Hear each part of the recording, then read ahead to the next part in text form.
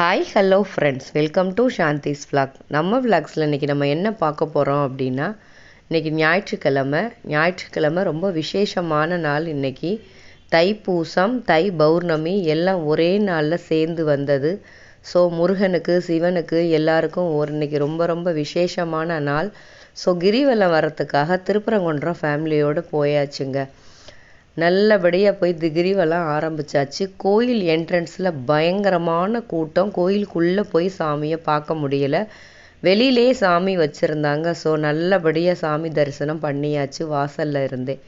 இந்த பரவக்காவடியை பற்றி நீங்கள்லாம் என்ன நினைக்கிறீங்க? அது அவங்கவுங்களுடைய பக்தியோடைய உச்சம்.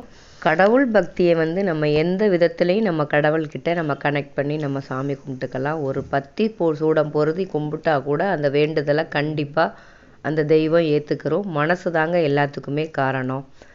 கிரிவலம் நல்லபடியாக ஆரம்பித்தாச்சு. மலை மேலே ஏறியாச்சு. கிரிவலம் முடிச்சுட்டு இந்த இடத்துல போய் ஒரு மணி நேரம் நல்லா அமைதியாக தியானம் பண்ணும் பொழுது ரொம்ப